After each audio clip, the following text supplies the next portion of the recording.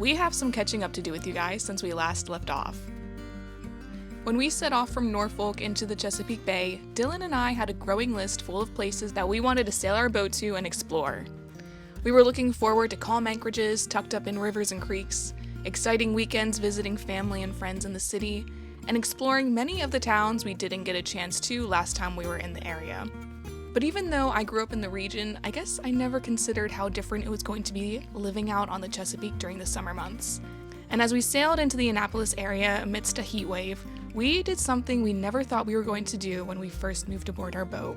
And that is that we stayed at marinas for the entire summer.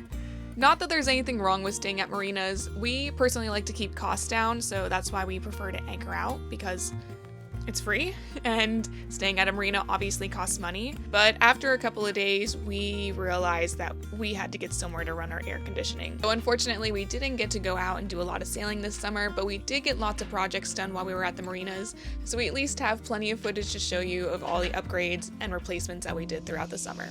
So let's get into it.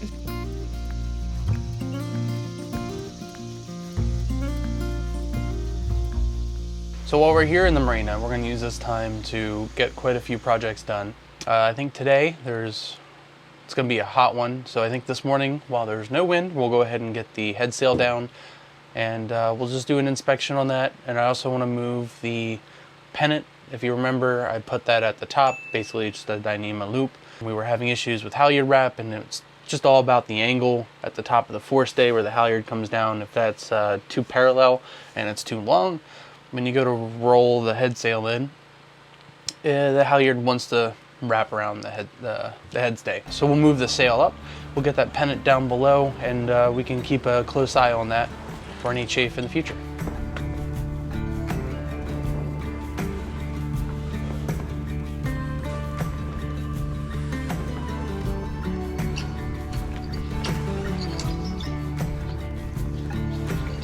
Here we go, headsail's down. If you see, we have the Dyneema loop that we have as our pennant. Generally, everything's looking pretty good.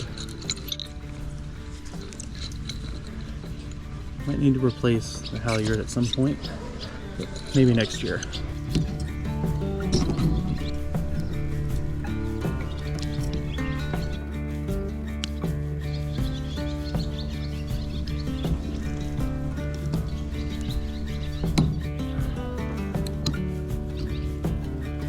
So this next part's gonna be a little bit more tricky. I'm gonna have to put the headsail up onto the track by myself. We'll see how that goes.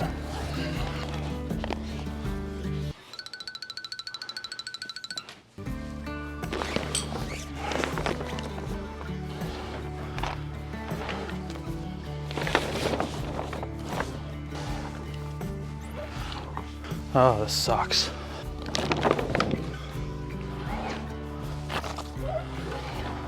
Three feet at a time. To get the headsail up the forestay, it has to be threaded through a track, which is not difficult when it's the two of us, but shortly after we docked at the marina, I left to go and see family for a long weekend trip, which is why poor Dylan is walking back and forth to keep realigning the sail.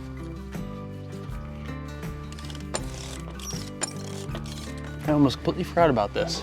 So when we were offshore one time, I was looking forward and I saw that, what is this, the tack of the headsail was completely detached. We had a shackle here that came off missing, and unfortunately I didn't have really the right size. This is a size too small. All the shackles that we have are a size too big, like this guy.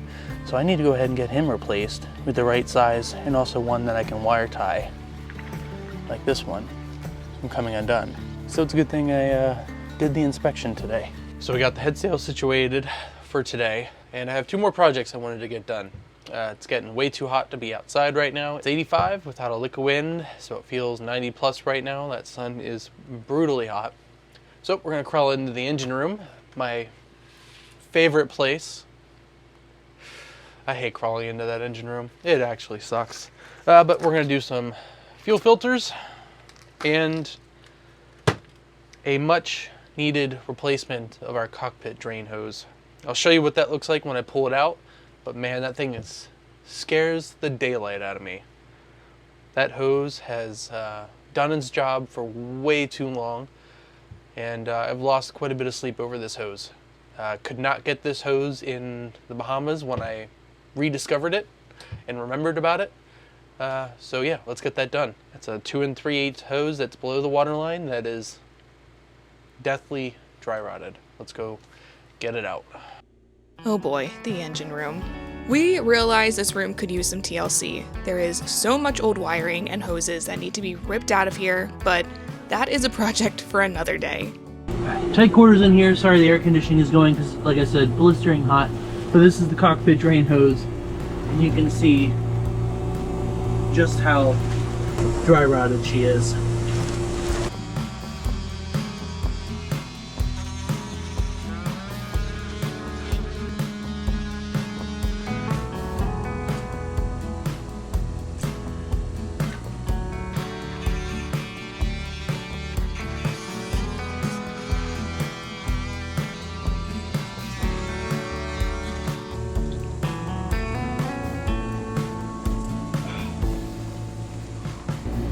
Alright, the new hose was cut. I really hope I didn't cut this too long. Definitely didn't cut it too short. But too long could also be problematic. I'm almost wondering if I should lube that up before I go any further. I think I'm gonna do that. Alright, that means I need to crawl back out. I really wish I had a helper. Alright, we got the best lube in the business, baby. It's all lubed up. Let's go ahead and slip her on. Oh yeah, like a glove. Now let's lube up the top section. Get a little on our fingers here. Go ahead and rub that on there. I think I cut this way too long. Alright, we're gonna have to trim this up, which means I gotta crawl out of here again. I wish I had a helper. Girls weekend! Alright, we gotta trim an inch off.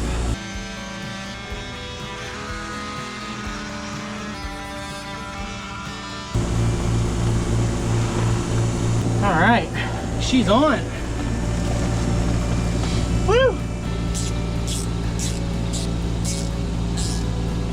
Project done. The following day, Dylan was back out in the early morning to replace our anchor roller that had severed in half during our time in the Bahamas.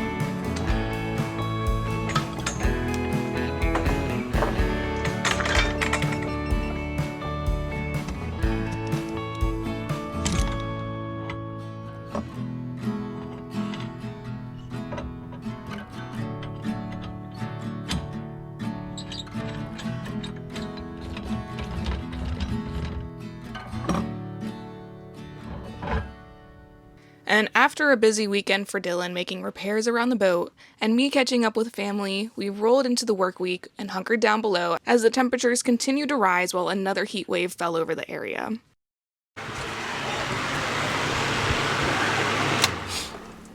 Alright, so our air conditioning wasn't working, so I sent Teresa in here into the dungeon to, thought the pump wasn't working, but there ended up being an eel or a fish in there. It was so repulsive.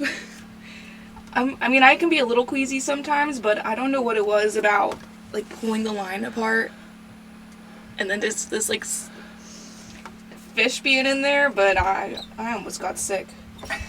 That was disgusting. Yeah, it's already pretty hot. But, where is he at? Here he is. Alright, here he is. Whatever this is. I think it's an eel. I'm not too familiar. But that long boy was in that half-inch hose, 3/4 inch hose. Yum. We should also mention that our AC, this happened on like the hottest freaking day. We have a heat wave coming through right now. It's like already 90 and I think it's like 9 o'clock in the morning. So what a great day for it to decide to kick the can like this. But thankfully the pump didn't go out, or well, fingers crossed that's not what happened. It looks like it was just clogged up by that little guy that got You're jinxing it. I know, right? We didn't fix it yet. I said that fish was in there like a eel, whatever it was. He was in there like, tight, man. Like, did the fish just get elongated from getting sucked through so long, or was it an eel? No, I think it's an eel. Okay. His tail is eely. I didn't know there were eels in the Chesapeake. I guess so. I don't know. More reason not to swim in this water.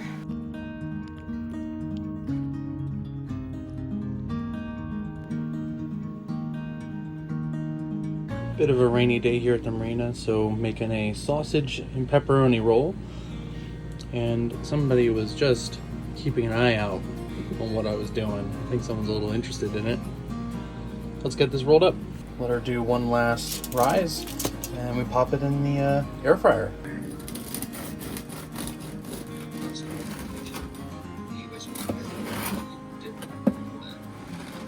Ready? Uh-huh.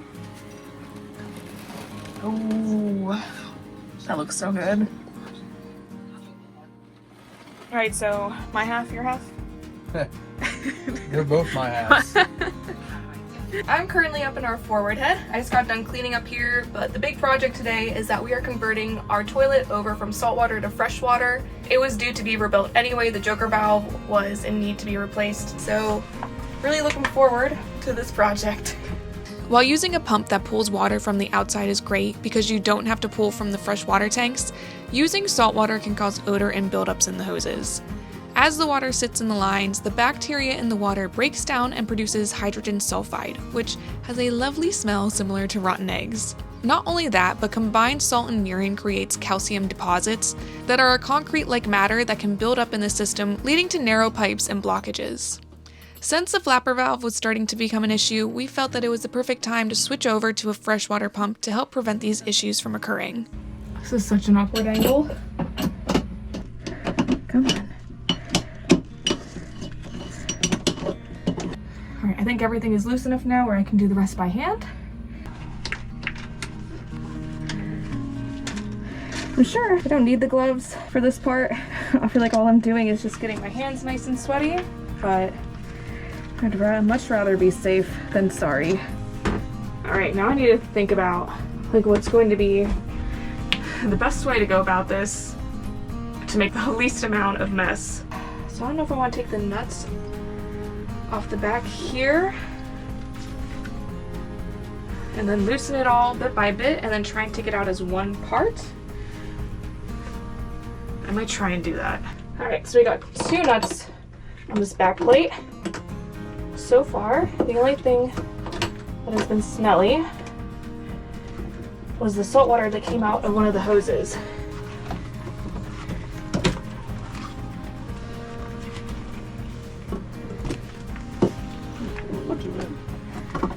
Wow, that came out easy peasy. All right, so we got the old pump out. Surprisingly, not too much of a mess. There was a little bit of calcium buildup, but what little film there was came off pretty easily. So now I got the new flapper valve. This one is much cleaner than the old one, and I will save you guys from showing you the old flapper valve, but this is going to go over where the old one is, and then this is our new freshwater pump that will be going in place of the old saltwater.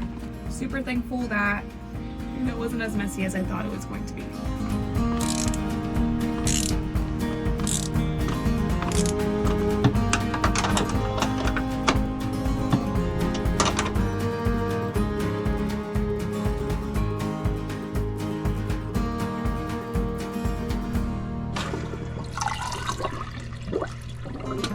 Oh, that's nice. Wow, she's fancy. As our time at the marina came to an end, we finished up one final project, which was to replace one of the cheek blocks for our jack lines. One of them broke on an offshore passage up to North Carolina, and we somehow lost the footage of this project, but I at least snapped a few quick videos while I was up there. And then it was back down so that we could figure out where we were going to be heading to next. So we're currently getting ready to head out of the marina. We are getting kicked out today. Not really kicked out. We just had a slip here for the month. The month is up, so it is time for us to go. We really enjoyed the marina here, but we're hoping to find a marina that's not as costly. We don't really have a place to go right now, so in the meantime, we're gonna go and anchor out while we wait to hear back from a couple of other marinas in the area. Time to get off the dock, so let's slip the lines and get going.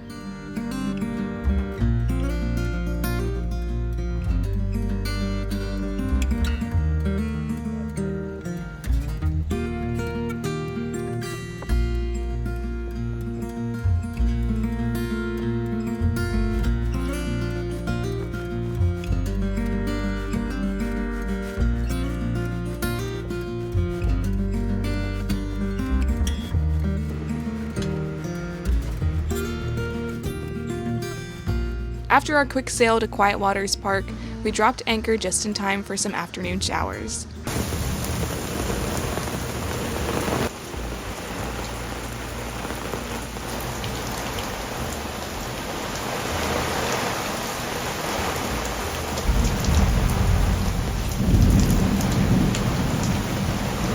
So we made it to our anchorage. It is hot. I'm sure you can tell by the fan buzzing in the background. We're trying to stay cool, not being too successful with it. It has been so hot here. Today's day 2. We did have a nice storm come through last night, which cooled things off for the night, which was really nice. And then it was cloudy this morning, but the sun is back out, and it's freaking hot. Nice little swim in some brown water. This is our first swim since the Bahamas, huh? Yep. I didn't want to, but it's too dang hot. Does it feel good at least? No, the water's hot. I'm sweating in the water. That's how hot it is. I'll say the water's hot, but if you move around and get lucky, you find a cold patch of water that you can try and hang in. I kind of had to move from cold patch to cold patch to stay cool. All right, well, no wonder that was not very refreshing. According to our charts, the water is 91 degrees. Gross. Had we maybe been here in the spring or fall, I'm sure we would have loved our time here. It was peaceful and well protected, and the park has access for the dinghy, so we were able to enjoy some of the hiking trails, which felt amazing since we were able to get out of the sun and into the cool shade under the white ash trees.